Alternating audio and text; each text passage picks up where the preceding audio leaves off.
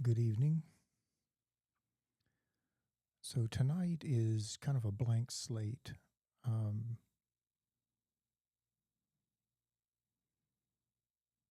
I have no specific thing that I plan to speak on. Um, Today has been a very heavy duty day, and bear with me. I have a ongoing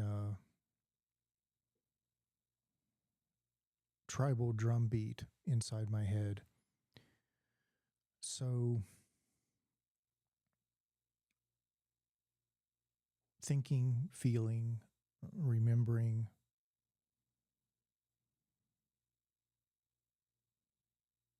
one of probably my earliest childhood memory is I'm over at a friend's house.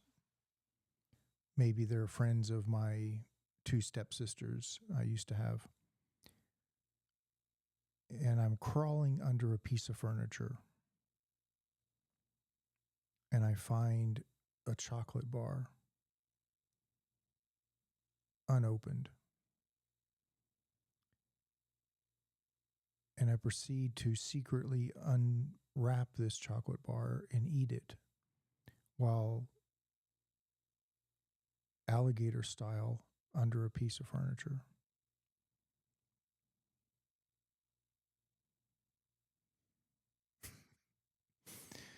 So um, it's all uphill from there.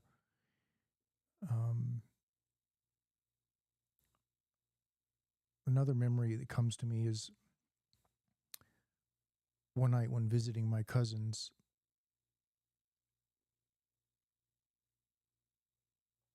They both, one of them was known for sleepwalking, but apparently they both sleepwalk. One more advanced than the other, which I soon found out. Let's just say the shorter cousin would go to the bathroom, get up and just walk straight to the bathroom, close the door, do her business, come back, all the while not awake. But this night was for the taller cousin. So I'm still up, and we're down in the den, and she's asleep. And maybe I'm watching TV with the volume down low, and I notice out of the periphery of my eye, like I think it's from the left, that she had risen up from the couch. And there's a little coffee table in front of the couch. And her eyes were wide open. And I was looking at her, and I said her name out loud a couple times, not loud, but just simply to see if I could get her attention. And she looked straight through me. So then I knew, okay, the short cousin is not the only one who does things in their sleep. So she proceeded to pick up a notepad that happened to be on the coffee table, and she started writing something down. And then she put it back on the table and lay back down and fell asleep. Well, not fell asleep, but went back into sleeping pose.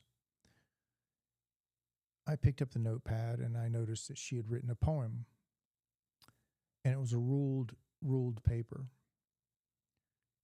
And she had not skipped a line, gone outside the margins. The poem was only like 5 or 6 lines, but it was the visual keys or cues had not been affected. Um, her eyes and coordination and everything was online. And I forget the poem as far as it has something to do with butterflies and nature, I believe.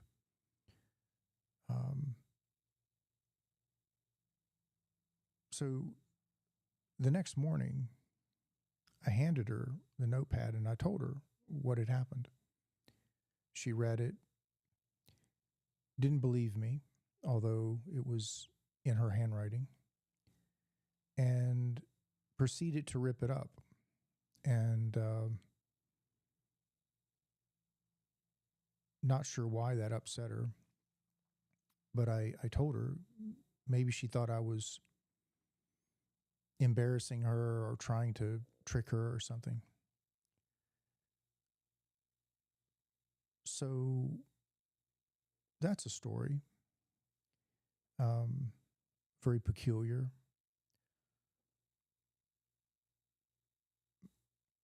This is sometime when I was like somewhere between 12 and 15 years old, I figure. They were just a little bit older than me. Well, actually, that's not true. They were probably about 4 or 5 years older. I guess that's a little bit older. But when you're a kid, when you're 8 years old versus 13 or 14, that's a huge difference between, say, when you're 45 and 52. So years are more significant when you're younger as far as just developmental whatnot.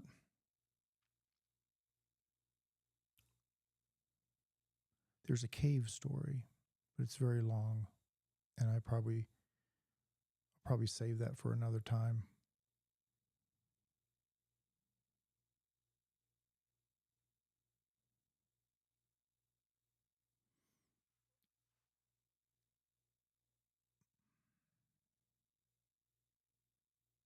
Gaza sticks in my mind a lot. I'm not dwelling on it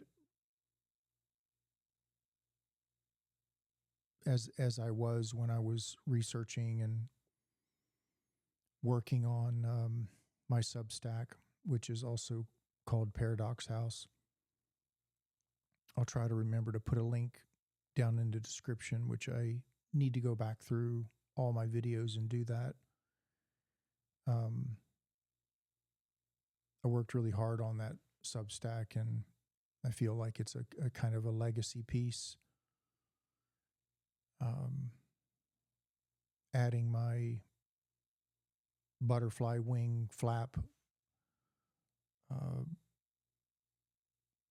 ratio to the avalanche that is bearing down on Israel. And of course, Israel's cajoling Trump to go to war with Iran, against Iran, not with, well, we won't go into too many tricky semantics here, but you know what I mean. Illegal war.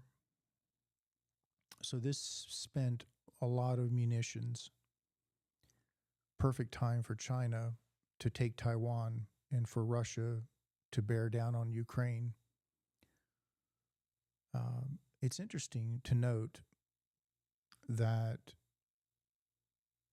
Ukraine, in a sense, is to the Western NATO situation, geographically speaking. I'm not talking about Ukrainians, but I'm speaking about land masses, and you'll get what I mean when I'm finished with this comparison. So think about Israel for a moment.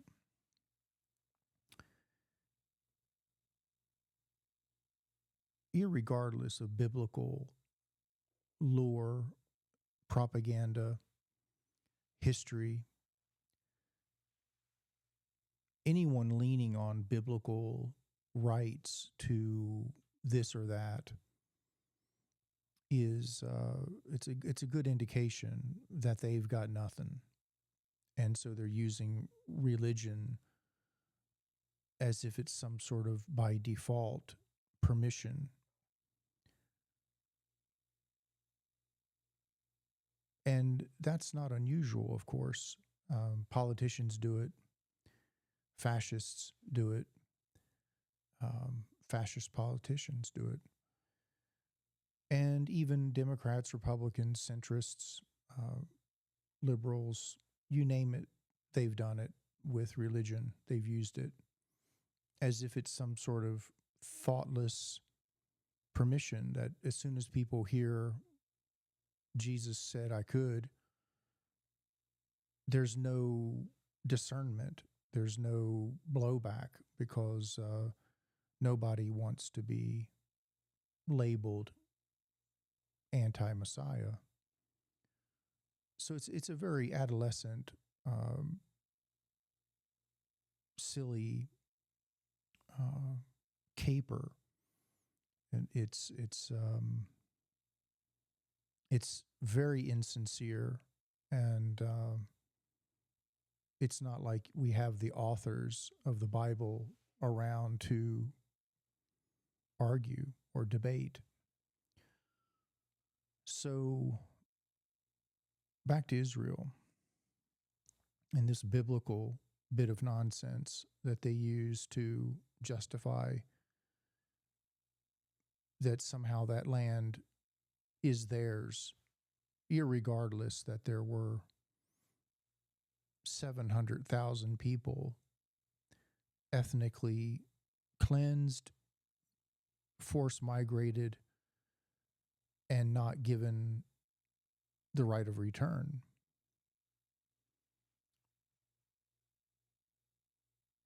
So let's think for a moment. And I've brought up this point before. Let's just say, with that argument, that in 10 years, China was to arm the Cherokee, Apache, Comanche, and Sioux nations with small nuclear warheads in order to claim back their land.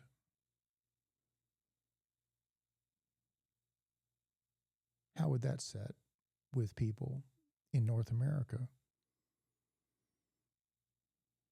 So I'm just putting it out there that this argument of somehow the past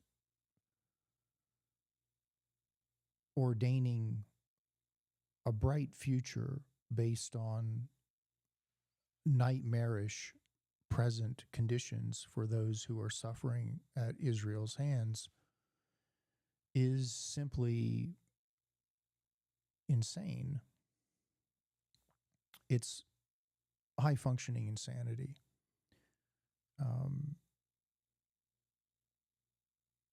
Circular logic. No outward pointing arrows, no invitations to come in and debate. It's a complete self-serving ideology. And that's the dangerous thing, that when you are stuck in your own self-survival ego defense, and the image that you rely on is got you by the throat, and nothing else matters but its survival. That's when you know you're truly dead. And I think a rough part of being the living dead is noticing that and then deflecting it or coping towards it as if it's normal or it's okay. But ultimately, it only gets worse.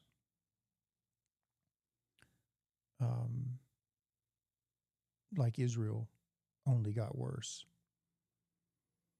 So back to Ukraine, Iran, Taiwan, Israel, geography.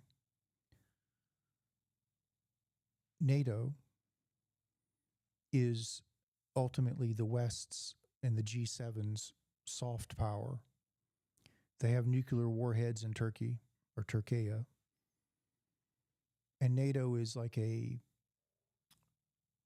filter where they do things on behalf of Western interests, not unlike the Security Council, which is a complete farce, including the United Nations. Not the individuals in the United Nations, but the stipulation that if there's one veto, the majority cannot win, which is not democracy. That is fascism cloaked in that policy. Think about it. It only takes one veto and the majority loses. That's fascism. So NATO started to snuggle up to Ukraine. And that's when Russia saw the writing on the wall that they weren't about to have Western interested, NATO-backed nuclear warheads on their doorstep. And so geographically speaking, Ukraine is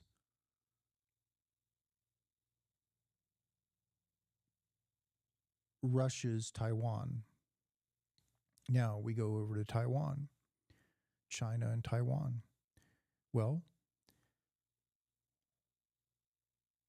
as Russia's claiming that Ukraine was once part of Russia in ancient times, so does China, Taiwan.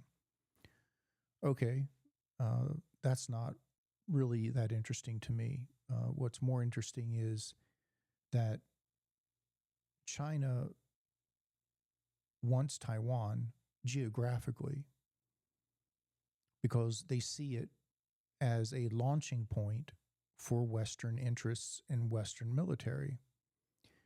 And the West has a lot of navy and military over there. And Taiwan would be a kind of launching point for them, not unlike Japan and Hawaii. So back to Israel. The British got their asses handed to them by the Arabians. And they never really got over that. And they could not take Afghanistan and other regions. They could not, they couldn't hold them, okay? So the people in the Middle East were not as, let's say, pliable as South America and Africa. Whatever that means. Not that South Africa was pliable. Eventually it changed from an apartheid to something else. But the gist of it is that human nature seemingly, I don't know if it has to do with the time, as in the era, their access to weapons, cultural ideology, innate aspects of principles and morals. I'm not sure, but it doesn't. It seems that some peoples are less controllable than others, less agreeable, let's say, as a whole. So Israel was a strategic piece of property, and France and Britain knew it. They knew it way before the end of World War II. And it was France and Britain who cut up the Middle East and portioned it out.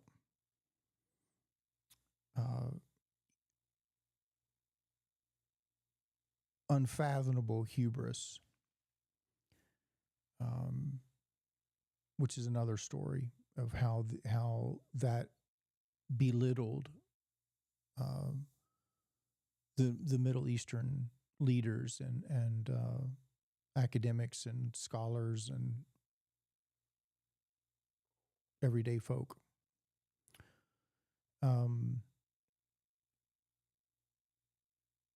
So when 75% basically of Palestine was handed over to the Ashkenazi Jews that were coming from Europe, along with the militias that were already there, wreaking havoc, massacring, force exiling, kidnapping, everything under the sun they were doing, including bombing synagogues and creating false flags in order to provoke migration to, quote, Israel. So Mossad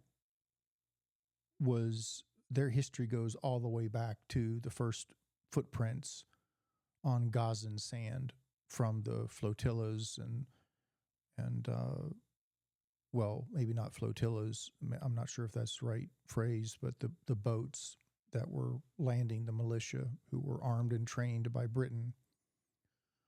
So ultimately, Israel, first and foremost, for the British, was a military base. And in order to control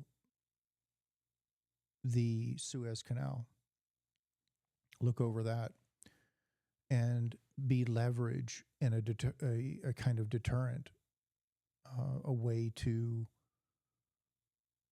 slowly seize power throughout the Middle East.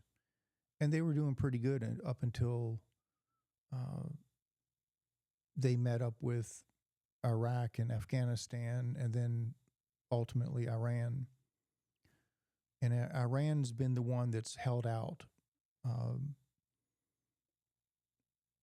Yemen is some of the smaller countries they held out as well, but population-wise, they weren't necessarily as big of a deal as, say, Jordan, Egypt, Turkey, the UAE, Saudi Arabia. The oil, lots of oil. So Britain had their eyes on natural resources and the control of trade. So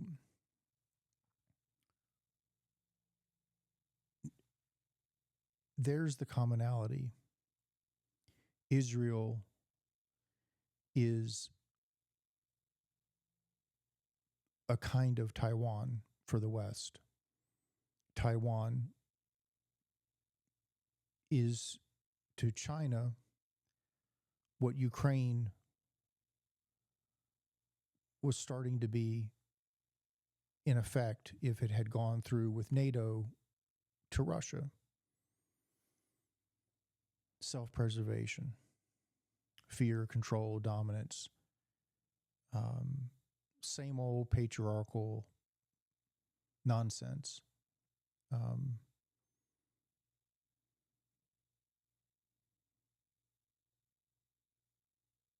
Men who seem old and mature, caught up in adolescent, territorial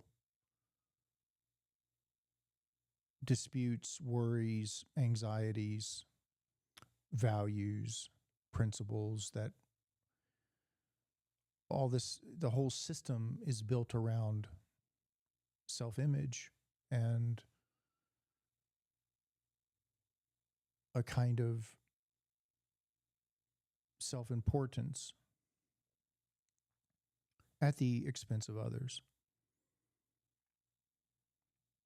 And yes, countries have their own egos, not just individuals.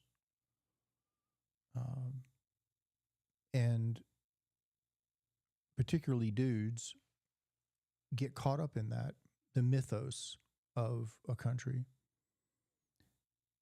And it's almost as if they self-ordained themselves a kind of deity or hero.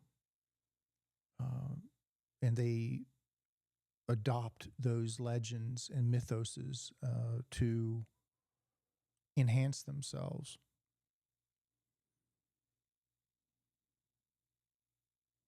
And I feel like the only way things are going to change, well, there's a lot of ways it's going to change, but one of the ways that could help it change is to get rid of leaders, individual leaders, monarchs, kings, queens, prime ministers,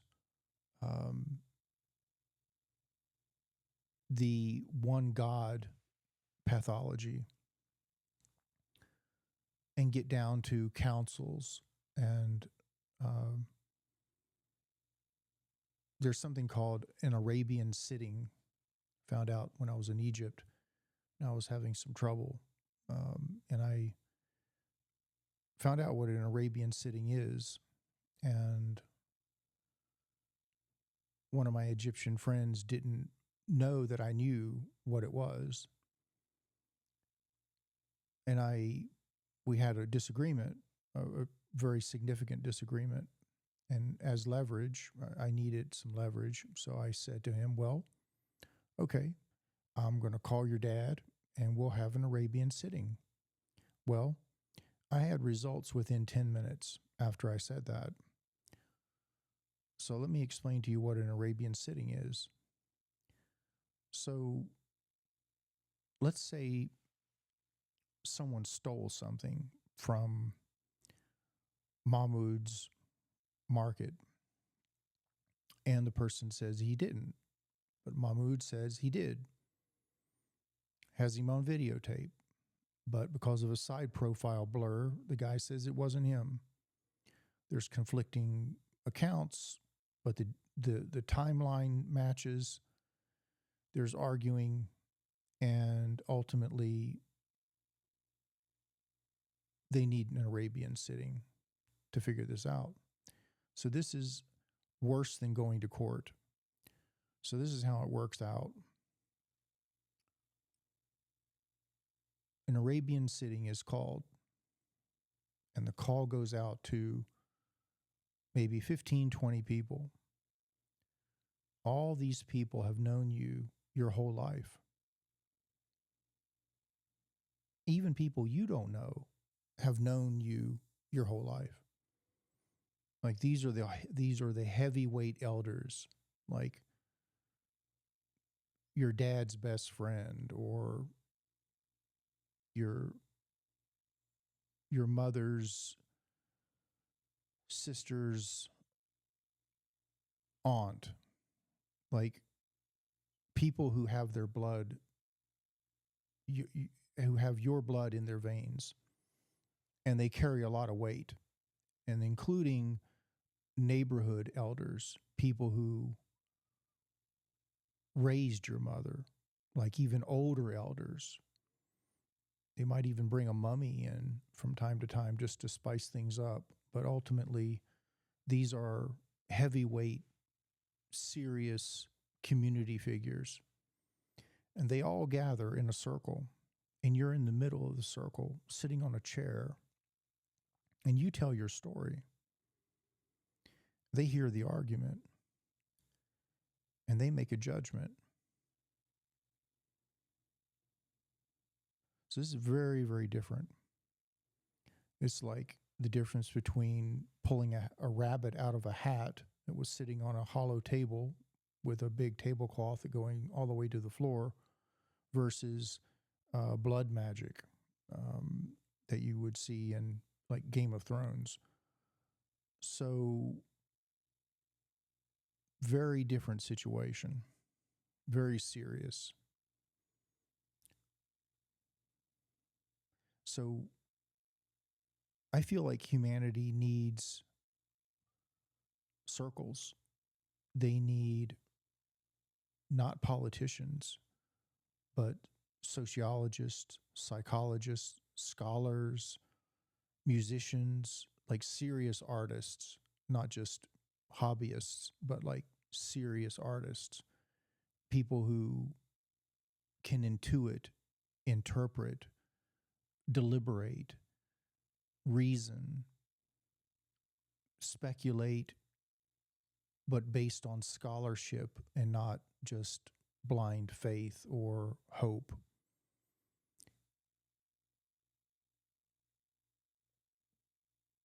No more symbols, no more myths, projecting mythos onto single individuals. So this whole governor of so-and-so state, all that would be abolished. No more governors, no more mayors, no more singular individuals. Even churches, the ministers would rotate. One month you'd have one, and next month you'd have another one. No singular power. I mean, I'm speaking about government and public service situations. Anything that has anything to do with governing, and church is a government, like it or not. So I'm not talking about restaurants and golf courses and timber manufacturing warehouses, things like that. So there's a thought. So Trump went to China. Ultimately,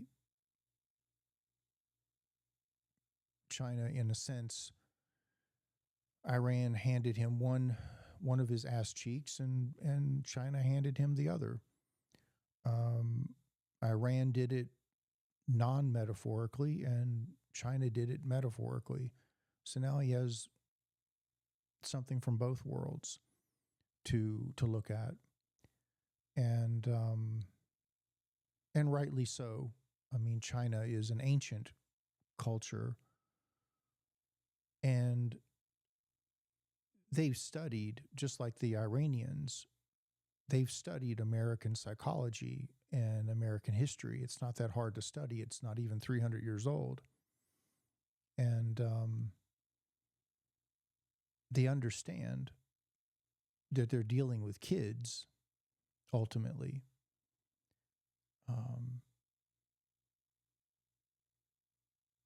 And yet, in some respects, they're all kids in just playing the game and not holding principles, morals, ethics,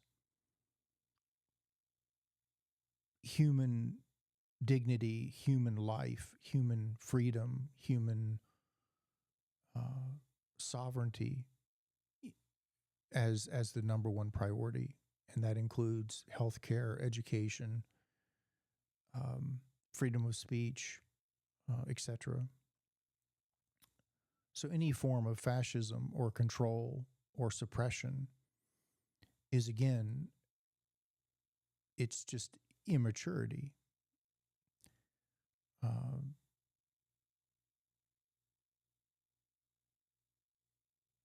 So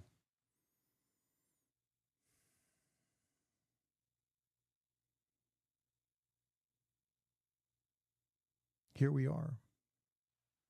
Huge turning points once again. And ultimately, I don't see it. I'm not so sure that Earth is really the place for an upward trajectory. It seems to me, it reminds me of a painting of Van Gogh's I saw. I think it was in the Hermitage in St. Petersburg. I'd never seen it before in history books, and I've seen a lot of Van Gogh, but this little one I've never seen, and it's only like maybe 14 inches tall by 12 inches wide, something like this. And it's a prison scene, and it's not really like a serious painting. It's more of almost like an underpainting or a kind of an oil sketch. But it shows a ring of prisoners chained together in a circle, and they're just walking in a circle in a circular walled area as well. So not only they're basically in 3 prisons, well, 4 if you count the Earth. They've got the chain, they've got their prison being a unit and all those dynamics. Then they've got the chain prison. Then they've got the circular walls. And I feel like so many things on the planet are that way. It's circular. 1 step forward, 5 steps back. Our humanity is nowhere near the level of our technology. Technology, I think, is just a coping mechanism, a plaything for the ego to cope and make believe that better days are ahead.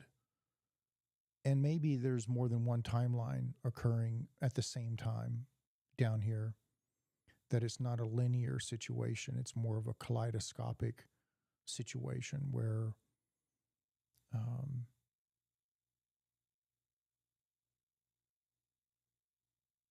I got thrown off by looking at the counter to make sure my Streamlabs is still recording. Yeah, there's more than one timeline, perhaps. So what's happening for Steve is not happening for John, and what's happening for the native Hawaiians is not happening for the Aborigine, but something's happening for their Aborigine that's not happening for anyone else on the planet, including the individuals. So maybe it's not what you're looking at, it's how you're looking at it, what ideology or what expectation you're projecting upon the observable subject, which is ultimately a mystery. And we still wish, we still want, we still desire. That's kind of our curse. No matter how bad things are, we wish they were better.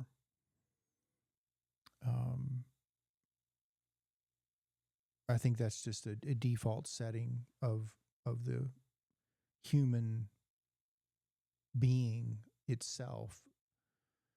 It doesn't crave risk of its mortal coil, so to speak. Although Indy NASCAR drivers, it's a different story.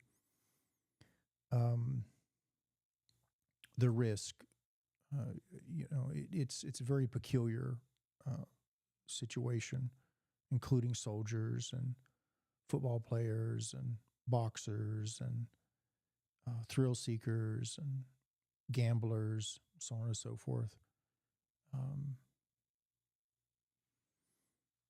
So we all take risks.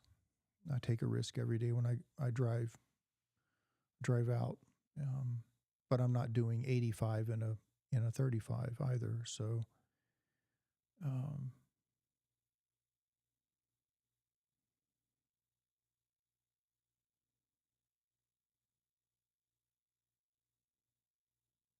back to Gaza.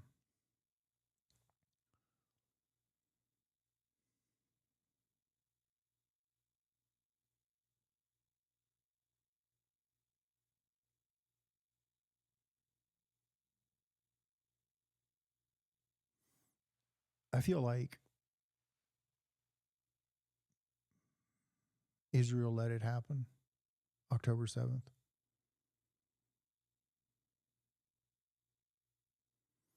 They knew about the training going on with Hamas weeks prior. They have more surveillance in Israel than anywhere on the planet.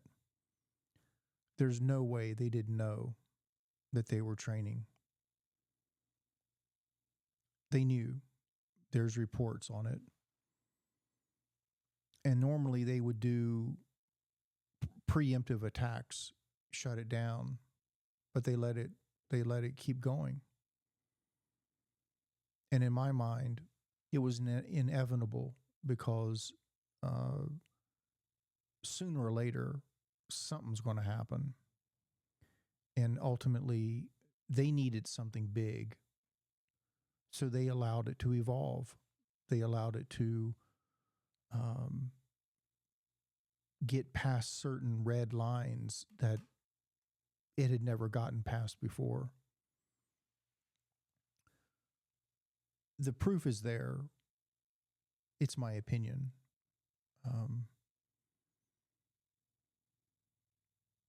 But I feel like there's a lot of non-coincidences, and it's just a matter of time that it will come out. And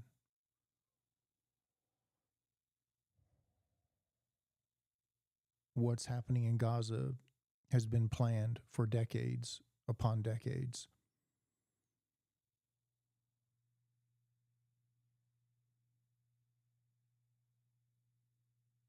So now parts of Lebanon are being bulldozed and ethnically cleansed, and ultimately Israel wants to do what they did to Syria to Iran. It won't happen. China won't let it happen. Russia won't let it happen. Pakistan won't let it happen. And the proxies, the Houthis, Hezbollah, Hamas has got their hands full. I'm not so sure they're not going to be as effective as Hezbollah because their supply chain is not as robust, and they're more involved in guerrilla warfare and defending civilians in their own neighborhoods, let alone traversing cliff sides and dealing with Israel's incursions into villages of just common everyday people. The world is getting tired of hearing Israel's propaganda and their excuses and their same old. We bombed all the hospitals, all the public works, all the factories, all the bakeries, all the universities, because Hamas was there. I mean, please. There's only, out of 2.3 million Palestinians in Gaza, one of the heaviest populated by square mile area in the world, there's only 30,000, around 30,000 Hamas members. So the disproportionate collective punishment although those two phrases, or one word, one phrase, are kind of redundant, but ultimately the collective punishment was disproportionate to the loss. And if you go back through the initial count of October 7th, it's almost been cut in half, in the sense of those that were resistance fighters that they didn't know weren't Israelis, those Israelis killed by the IDF, and ultimately soldiers, combatants that were not civilians. So it's more like around 700 or 800, maybe six or seven, somewhere around there.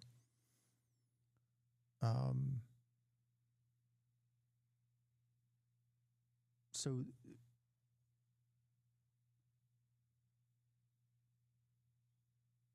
if you do your research, you'll quickly find that Israel has a long pathology of everything they're rumored to be. It's all there. Even Jewish scholars have written books. Elon Pape, Norm Finkelstein.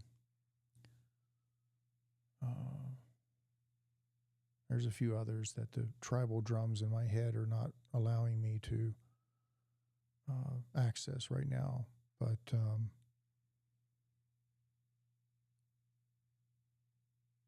Holocaust scholars, human rights organizations, the history of Israel is right at your fingertips.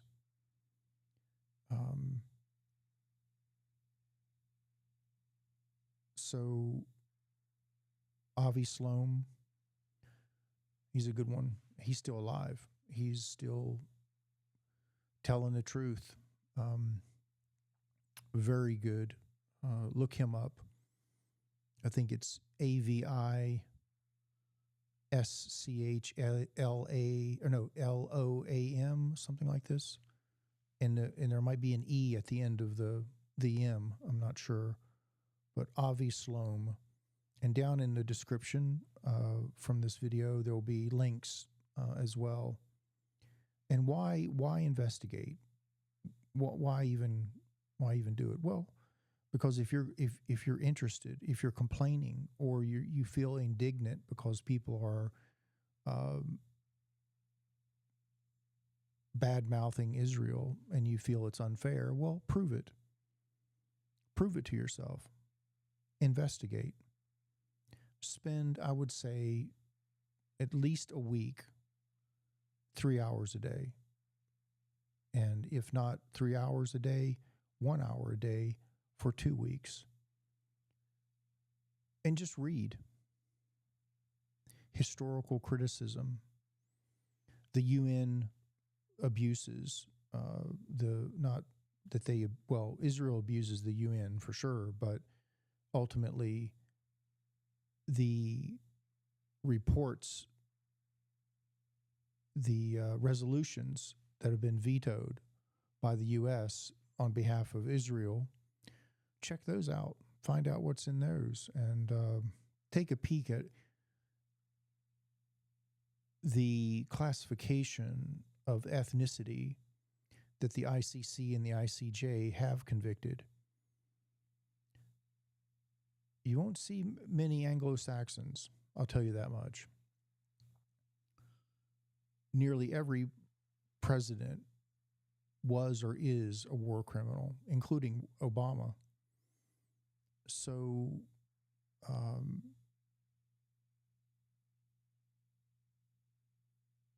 yeah, it's a. We'll see where the evolution takes us, whether it's going to be a straight line or another circle.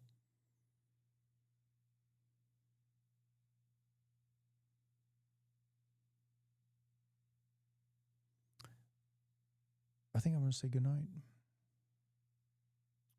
I did it. I made it through the tribal the tribal drums and lots of wild stuff going on inside my head today.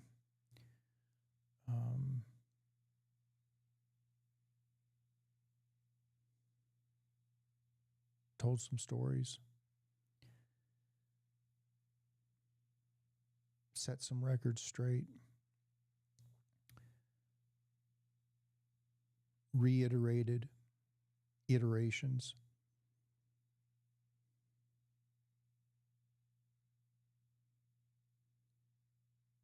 Thank you for supporting the channel. And feel free to like and subscribe, leave a comment, ask a question, give an answer, tell a story. Oh, one last thing I wanted to do, because I brought him up here. The finder of lost snails. Let's see here.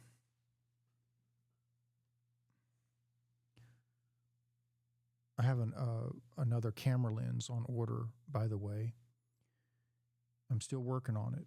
My cam is not the one that you see my face from. Well, that is a cam, but that's my main cam. My secondary cam is what I use to record sculptures, and I need to get a different lens for the camera. The one that came with is, I think, underperforming. So I am the turntable tonight again. So this is the finder of lost snails. This is one of the original family. Now, he's like a little bear, like a bear creature, and he has these sort of serpent hands, and he's holding a little snail that he found, and he's sitting on top of a catfish head or decaying kind of skull of some kind. You see his hair. There's his little tail in the back there, and then he's got like a little something going on in the back of his head there. There's like a little curly Q as well, like an alfalfa. And he's got pretty good sized ears there. I think that's an ear. Wait a minute. Is that an ear? Yes, those are ears. And then he's got kind of gills as well. And here's his face. And those are moon discs. So by the light of the moon, those discs absorb moonlight and help him look for lost snails. And I believe if I remember the story right, he's singing to the moon, or maybe doing some sort of vibratory thing with his voice in order to find more snails. I'm not exactly sure. This is bronze. And again, this is a very, very early piece.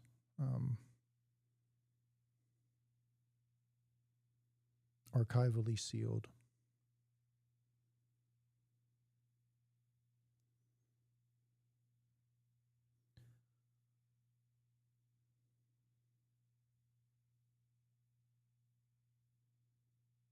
No, camera caught me.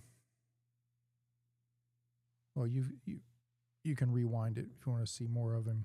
If you can't get enough of the finder of lost snails, you can always rewind him. So good night to you. Thank you once again, and blessings to the Lebanese, the Gazans, Palestinians all over the world, the Iranians, the Afghanis, the Syrians, the Yemeni people, and all those who are resisting the ego of this demented ancestral pathology of dysfunctional patriarchy, and their enabler feminine counterparts. Don't forget the Dark Mother and the the shadow sister.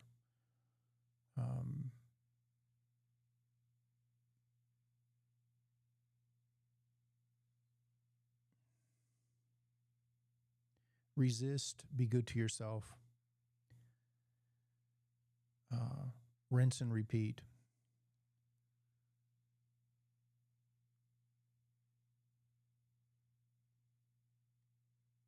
All the best to you. And good night.